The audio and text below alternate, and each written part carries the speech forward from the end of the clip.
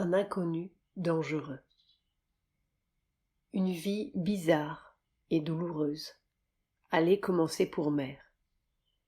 C'est très facile de dire la prochaine espèce et de mettre tout cela en paragraphe. Et encore. Mais sur le terrain quotidien, c'est très angoissant pour le pionnier. Va-t-on seulement quelque part ? Est-ce la folie ? La désintégration ou quelque chose d'autre ? Il n'y a personne pour vous le dire. Son seul soulagement humain était peut-être de pouvoir nous parler. Mais bientôt, même, on allait nous fermer sa porte. Une autre espèce, c'est très fou. Vraiment, nous ne connaissons personne de plus héroïque que Mère.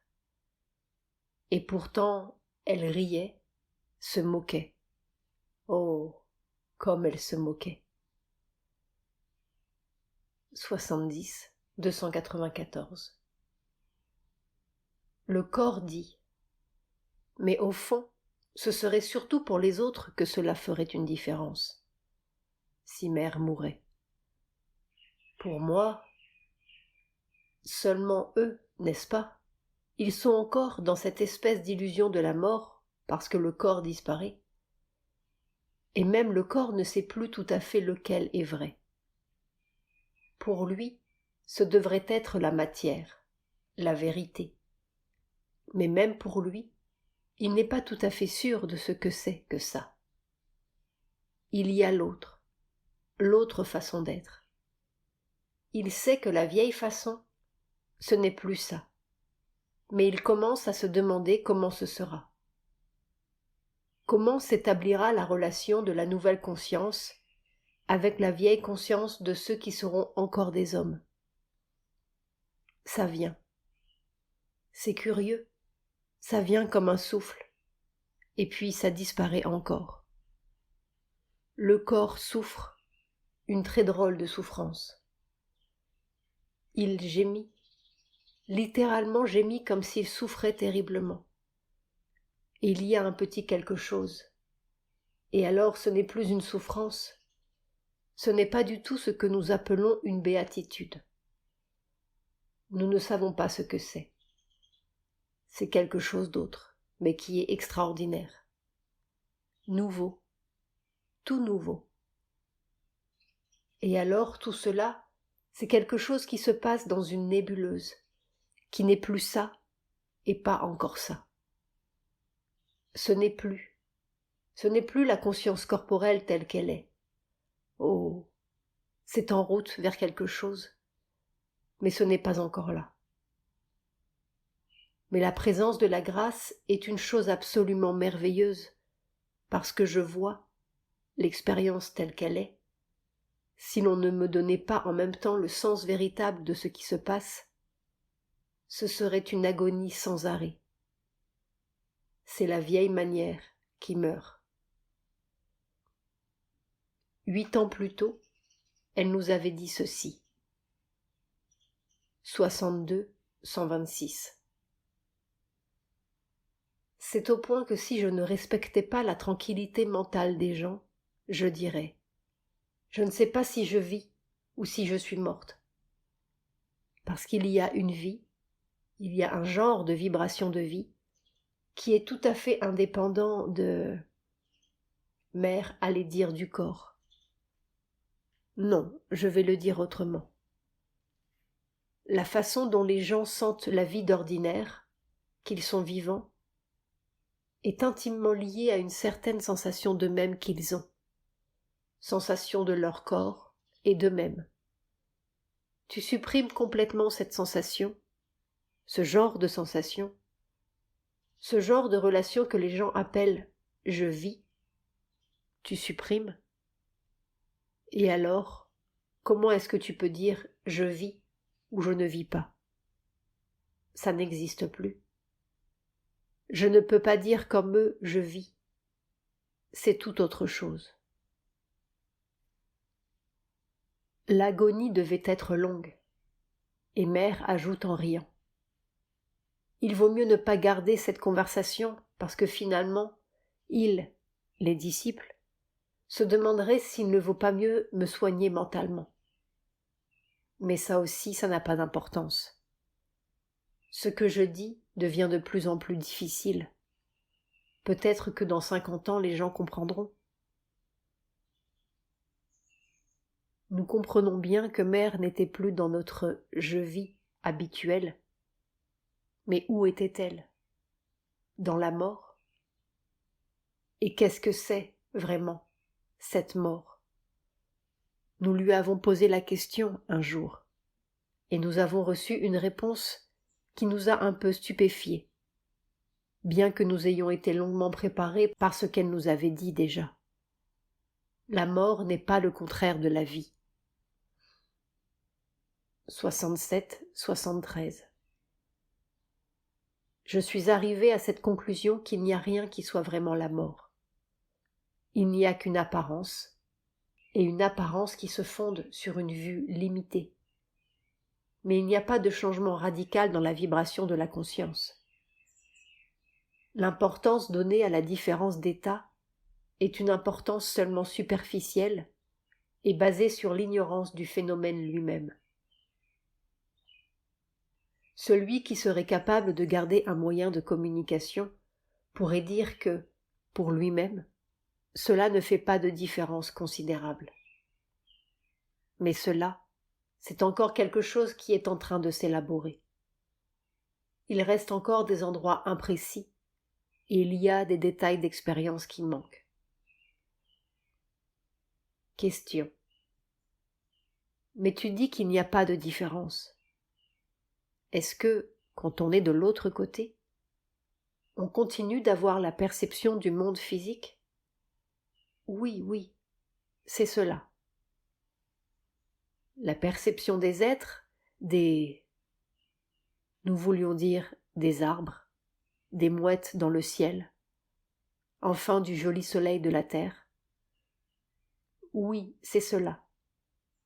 Seulement, au lieu d'avoir une perception, on sort d'une espèce d'état illusoire et d'une perception qui est une perception d'apparence. Mais on a une perception. C'est-à-dire qu'il y a eu des moments où j'ai eu la perception. J'ai pu voir la différence. Seulement, n'est-ce pas, l'expérience n'a pas été totale. Pas totale en ce sens qu'elle a été interrompue par des circonstances extérieures. Mais la perception est là. Pas absolument identique, mais avec une efficacité quelquefois plus grande en elle-même. Mais ce n'est pas perçu véritablement par l'autre côté. Et Mère ajoutait ceci qui décidément nous ouvre tout à fait les yeux. Mais ce n'est clair, précis et évident qu'avec cette nouvelle vision des cellules. Parce que, comment dire, je savais cela. Je le savais avant. Mère avait eu d'innombrables expériences dites occultes. Mais je l'ai revue avec la nouvelle conscience, la nouvelle façon de voir. Et alors la compréhension a été totale. La perception a été totale, tout à fait concrète, avec des éléments convaincants qui manquaient complètement à la connaissance occulte. Ça, c'est une connaissance de la conscience des cellules. C'est le corps, la conscience du corps qui fait le pont direct avec l'autre côté du bocal. Mais bien sûr, ce n'est pas s'en aller dans le pur esprit, c'est aller dans la matière même, telle qu'elle est. Les morts sont là, la mort est chez nous. Et ce n'est pas la mort du tout. Puis Mère, un jour, nous a fait une réflexion énigmatique, mais lumineuse, si l'on regarde bien. 70-253. Pour la conscience corporelle qui reste consciente quand le corps dort, et qu'est-ce que cette conscience sinon la conscience des cellules? Le monde tel que nous le vivons est sombre et boueux, toujours. C'est-à-dire que c'est toujours une pénombre. On voit à peine. Et la boue. Et ce n'est pas une opinion, ce n'est pas une sensation, c'est un fait matériel. Par conséquent, cette conscience cellulaire est déjà consciente d'un monde qui ne serait plus soumis aux mêmes lois. 72, 267. Quand je reste comme cela, immobile, au bout d'un certain temps, il y a tout un monde de choses qui se font, qui s'organisent. Mais c'est, comment dire, c'est un autre genre de réalité, et c'est une réalité plus concrète. Et comment est-elle plus concrète ? Je ne sais pas. La matière paraît quelque chose d'incertain à côté de cela. Mais comment apparaîtrait l'eau du poisson à côté de la prairie ensoleillée ? D'incertain, d'opaque, de pas réceptif. Et ce quelque chose, alors le plus comique, c'est que les gens croient que je dors. Je n'appartiens presque plus au vieux monde. Alors le vieux monde dit « Elle est fichue ». Ça m'est tout à fait égal. On pourrait penser que, lentement, Mère s'en allait du côté des morts, comme si toute cette transition évolutive, tout cet effort, ces douleurs du devenir terrestre depuis des âges, avaient pour aboutissement la culbute dans un état qui était peut-être bien matériel, mais sans lien, sans connexion ni continuité avec l'évolution matérielle des espèces. Mais il n'en est rien. Mère ne s'en allait pas dans la mort.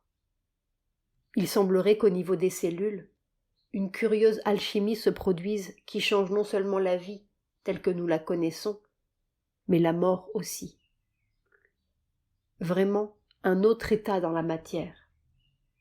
Les morts n'ont pas de cellules. Et si cette petite cellule animale a douloureusement peiné sur la Terre depuis 3,5 milliards d'années, ce n'est pas pour se volatiliser. La cellule aussi doit avoir son accomplissement. C'est peut-être même le lieu où se bâtit le monde prochain, qui n'est plus de notre vie, mais plus de la mort non plus. 72, 127. J'ai l'impression de devenir une autre personne. Non, ce n'est pas seulement cela. Je touche à un autre monde, une autre manière d'être, qu'on pourrait appeler une manière dangereuse d'être. Dangereuse, mais merveilleuse. L'impression que la relation entre ce que nous appelons la vie et ce que nous appelons la mort devient de plus en plus différente, complètement différente. Tu comprends, ce n'est pas la mort qui disparaît. La mort telle que nous la concevons, telle que nous la connaissons, et par rapport à la vie telle que nous la connaissons. Ce n'est pas cela. Ce n'est pas cela du tout. Les deux sont en train de changer, en quelque chose que l'on ne connaît pas encore, qui paraît à la fois dangereux et tout à fait merveilleux. Nous avons tendance à vouloir que certaines choses soient vraies, ce qui nous paraît favorable, et que certaines disparaissent. Ce n'est pas cela. C'est tout qui est différent. Différent. De temps en temps, pendant un moment, un court moment, un émerveillement. Et puis, immédiatement, le sens d'un inconnu dangereux. Et voilà. Et je passe mon temps comme cela.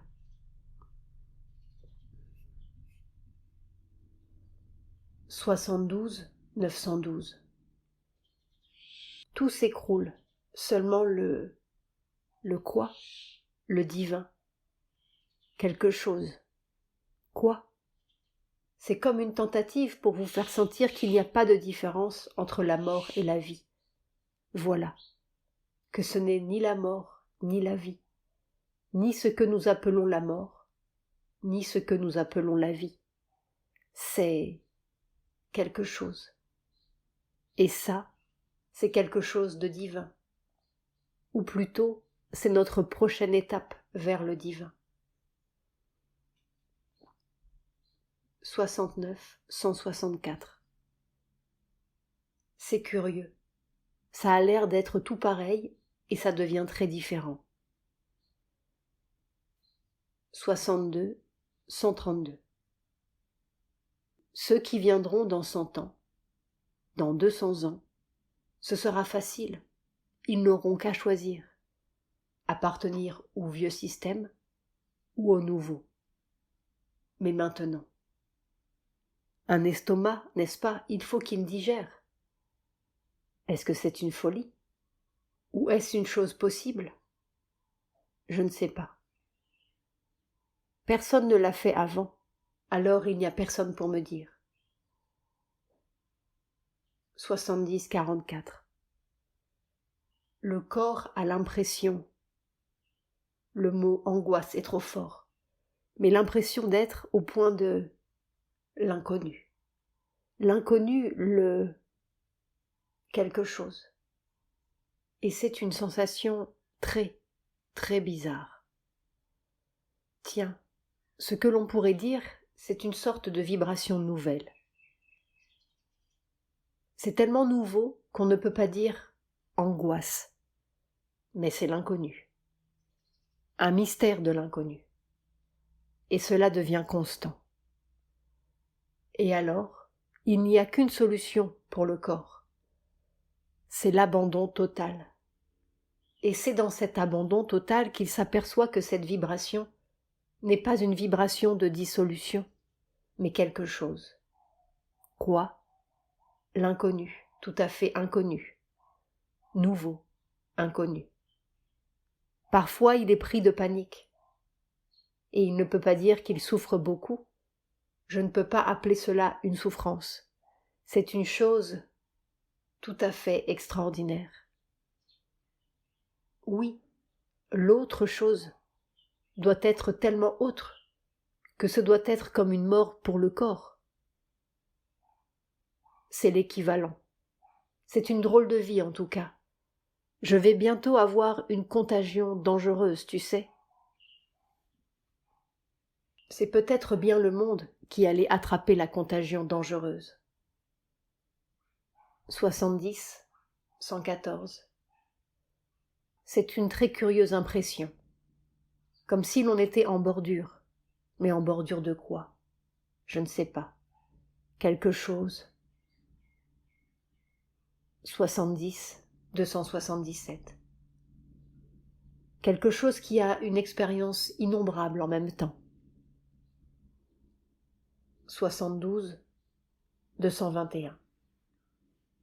Il y a des moments où le corps a l'impression que c'est impossible, qu'on ne peut pas exister comme cela. Et puis juste à la dernière minute, quelque chose vient, et alors c'est une harmonie vraiment inconnue du monde physique. Une harmonie. Le monde physique paraît effroyable en comparaison. C'est vraiment comme un monde nouveau qui veut se manifester. 72-135. Jamais il n'y a autant eu l'impression du rien. Du rien. Rien. Je ne suis plus rien. C'est comme si à chaque minute, le corps pouvait mourir.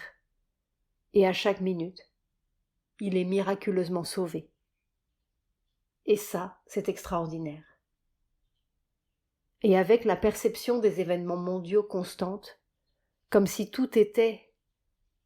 Mère serre étroitement les doigts de sa main droite entre les doigts de sa main gauche, comme s'il y avait un lien. 73-173. Je me demande parfois comment c'est possible. Il y a des fois où c'est tellement nouveau et inattendu, c'est presque douloureux. 71-258. C'est comme si l'on était sur une crête, et le moindre faux pas vous jetterait dans un trou. Tout paraît différent. Les relations avec les autres changent de nature. Tout change de nature. Mais quoi? Quoi? C'est comme si l'on était en équilibre. Un pouvoir formidable et en même temps une impuissance formidable. Tu sais, comme si l'on était suspendu entre le plus merveilleux et le plus ignoble. Comme ça. Je ne sais même pas vers quoi je vais. Si je vais vers la transformation ou si je vais vers la fin. 70-31. Et le corps sent si bien qu'il n'est plus d'ici. Il n'est pas encore là. Et alors? Ce corps est quelque chose en apparence de tout à fait absurde, avec des faiblesses apparentes que les êtres humains méprisent et des forces inouïes que les êtres humains ne peuvent pas supporter. Et alors, nous approchons du vrai problème. Une nouvelle espèce, il faut qu'elle puisse être supportable pour la vieille espèce. Et peut-on, tout seul, changer d'espèce? 71-37. C'est comme si les deux extrêmes, un état merveilleux et une décomposition générale, étaient là, entremêlés. Tout se désorganise. Les gens sur lesquels on compte lâchent pied. Il semble qu'il y ait une déshonnêteté générale qui se répande. Et en même temps, pendant un éclair, un état merveilleux, inimaginable, n'est-ce pas? Comme l'extrême opposé. Comme si c'était cela qui voulait prendre la place. Mais le reste se défend d'une façon terrible.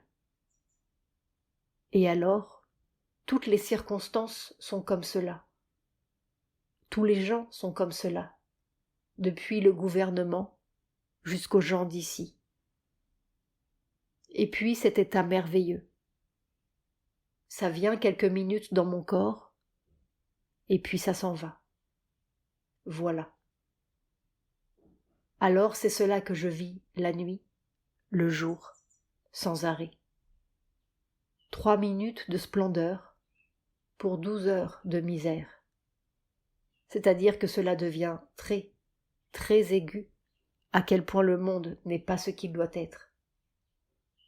D'habitude, on dit, il y a un mélange de bonnes choses et de mauvaises choses. Mais tout cela, ce sont des enfantillages. Les bonnes choses ne valent pas mieux que les mauvaises.